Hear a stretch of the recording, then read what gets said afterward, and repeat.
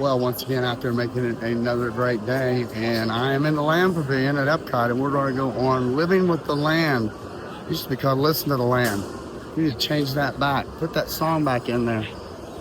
Make some changes, reverse, and let's take a ride on the Living with the Land. Right there on the floor, Gigi. Where are you going in such a hurry, boy? Not even a slight bit of mild nudity. Hey everybody, this is John Schneider. We are the Gravlax brothers from the planet Fuckleton. Hey, this is Butch Patrick from the Munsters. I'm gonna put you out of the jail and throw away a key. Make it a great day. Because you deserve it. Yes, you do. You deserve it. You deserve a great day.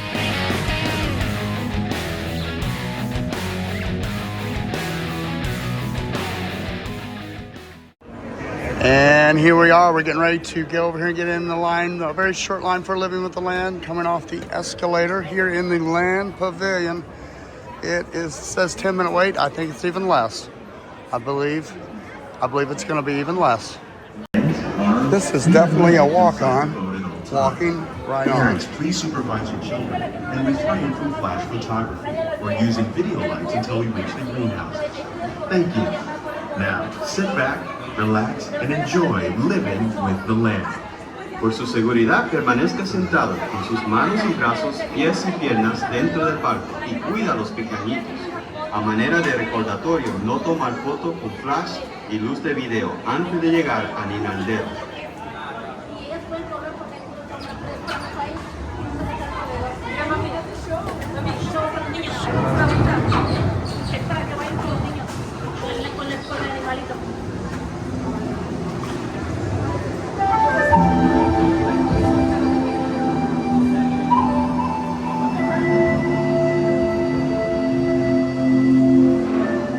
Welcome to a voyage of discovery and awareness of the richness, the diversity, and the often surprising nature of living with the land. Our journey begins as dramatic and sudden changes are sweeping over the land. The approaching storm may seem violent and destructive to us, but to nature, it's a new beginning in the cycle of life.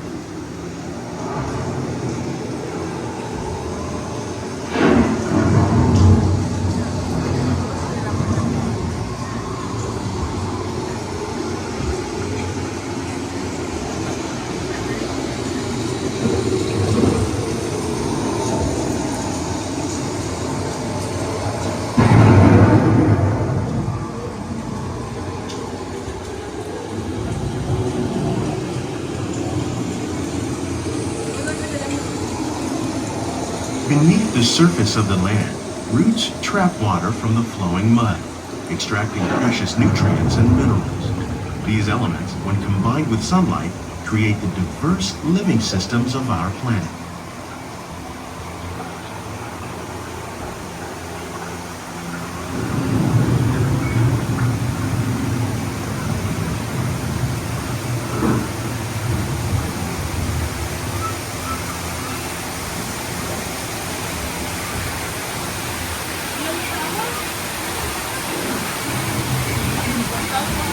One of those living systems is the rainforest, home to the most amazing concentration of life on our planet.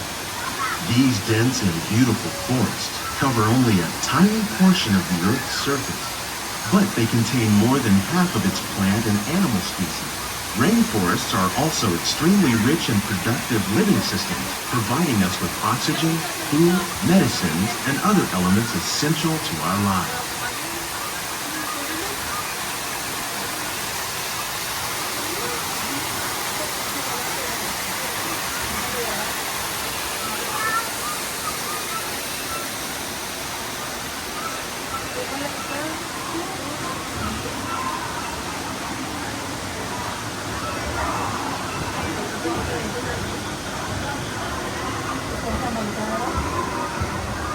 In the desert, nature has created a very different, but no less beautiful living system.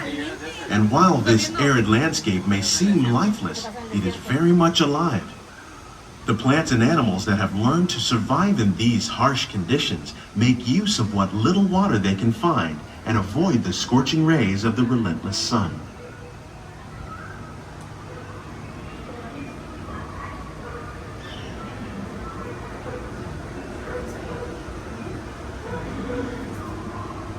The American prairie once appeared as desolate as the desert, but over time, rainwater and nutrients gradually penetrated the hard surface of this land.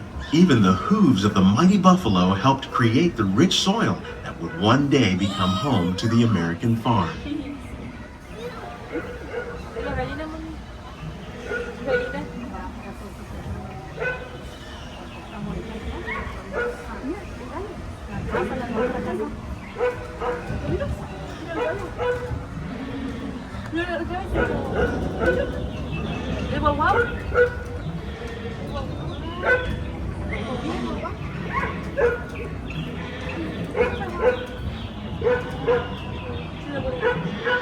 Of all the forces at work on the land, humans have had one of the most profound effects. The need to produce food for a growing world led to the enormous use and sometimes overuse of the land. In our search for more efficient ways to grow food, we often fail to realize the impact of our methods.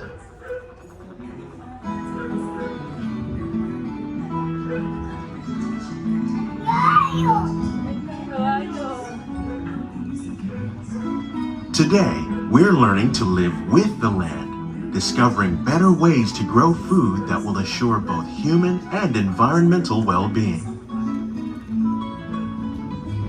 In Japan, by mixing leaves and other living materials into our soil, we can make farmland more fertile without the need for chemicals.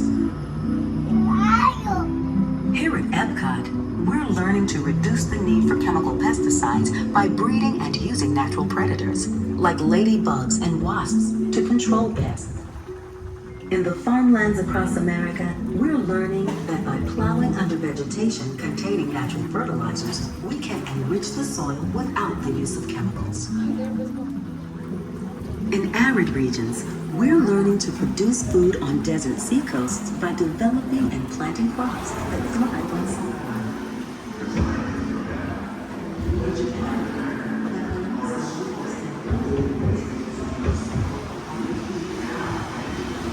How will we meet tomorrow's growing needs for food production, yet still respect the needs of the land? Some of the answers are being discovered just ahead. To help us maintain these carefully controlled ecosystems, and for your safety, please remain seated in your boat at all times.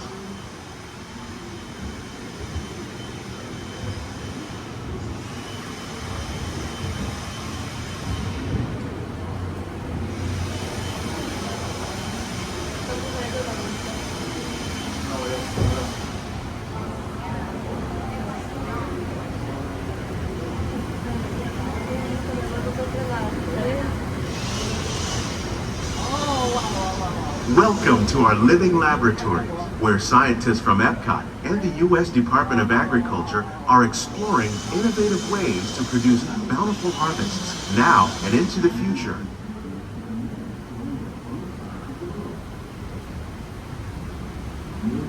The tropics are home to the greatest diversity of plants on the planet. Many of these, like papaya, bananas, cacao, coffee, and rice, are well known around the world. These are just a few of the edible plants that have been an important source of nutrition for people living in the tropics. Many are rich in vitamins and minerals, while others are well adapted to growing in less than ideal conditions. Some, like the water lily, thrive in wet, swampy areas and waterways. All parts of this plant, even the flower petals, are edible.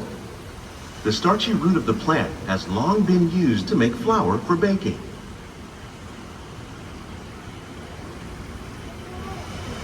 One day, many of these lesser-known tropical plants may be as important as the bananas growing on both sides of the boat. More than 28 million tons of bananas are eaten annually, making it the most popular fruit in the world.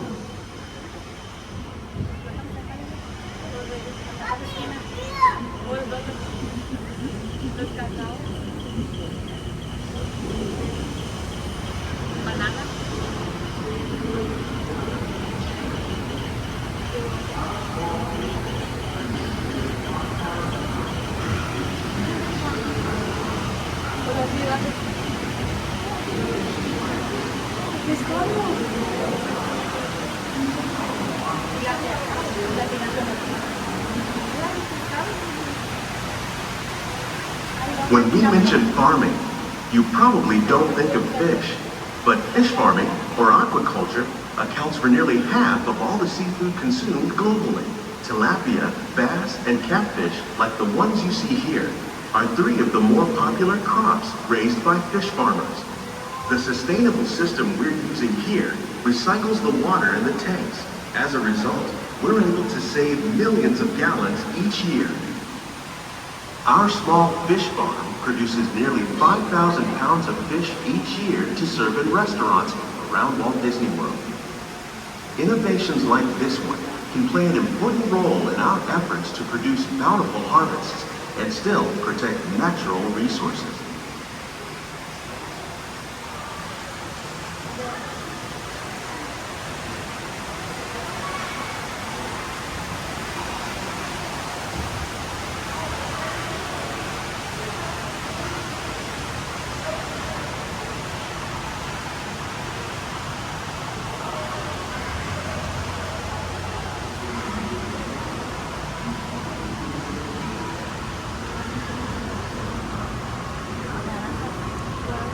While there are more than 50,000 edible plant species in the world, most of us are only familiar with the handful that make up our everyday diet.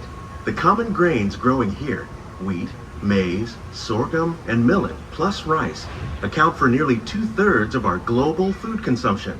Learning how to increase yields of these staples is an important goal of research around the world.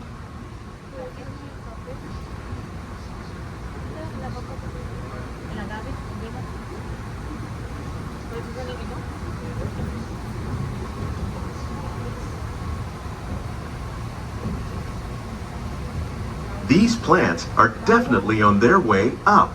Innovative growing techniques like these increase yields while more efficiently using resources like water, fertilizer, and pesticides.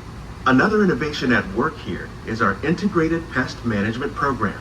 By populating our greenhouses with beneficial insects that prey on harmful pests like aphids and flies, we are significantly reducing our reliance on conventional pesticides. We're growing these crops using our nutrient film system. This technique precisely controls and recycles water and nutrients. With it, we can produce over 27,000 heads of lettuce a year in this one small area.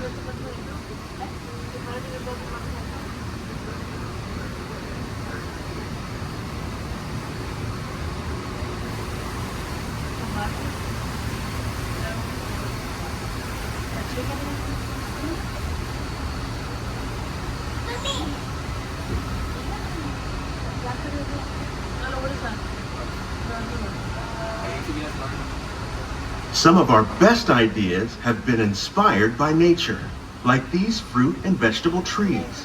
By growing these ground plants vertically, we can increase yields and better control diseases. These crops taste as good as they look. In fact, we serve more than 15 tons of produce from our greenhouses in restaurants here at the land every year.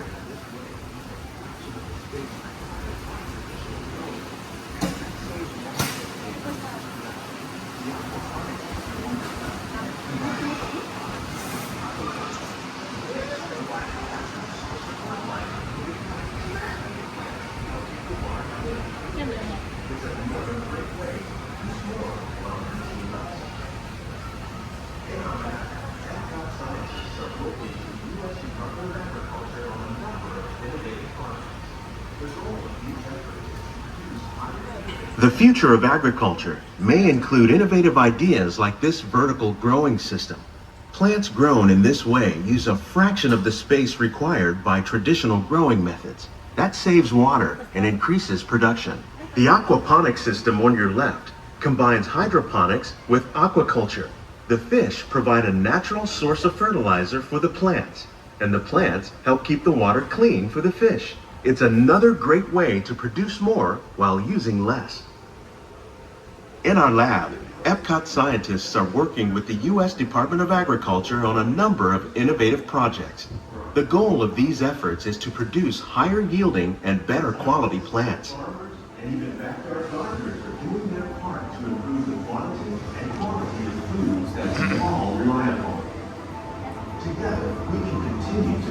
more ways to increase food production and protect our precious natural environment. Only then will we truly be living with the land.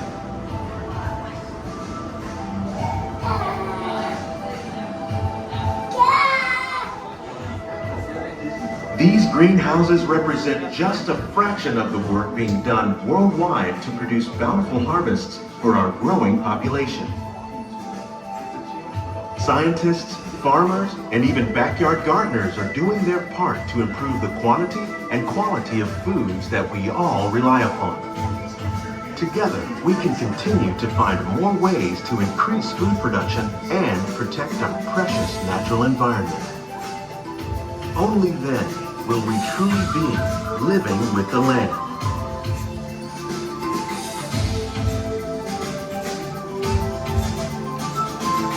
On behalf of Walt Disney World, we hope you've enjoyed this unique journey through our living laboratories. If you'd like a closer look, then check out the Behind the Seeds walking tour.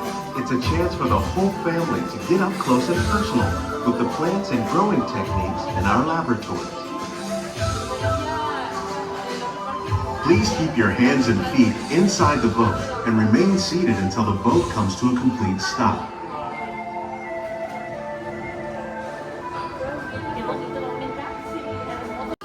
Well, I have left the land building, and that was living with the land.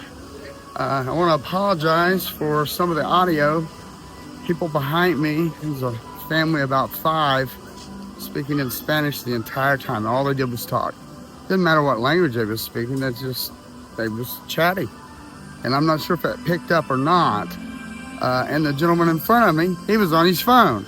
So I was combative. Good thing that the narration was very loud, where hopefully that drowned them out. But I was being quiet and respectful, wanted to enjoy the ride, and that's what I got. And then when I came out of the building, all these people were sitting on the floor, almost blocking the exit. I'm surprised that the cast members hadn't put a stop to that. I don't know what was going on with that. Yeah, third world problems. That's been another video, and keep going out there making it a great day, because you deserve it.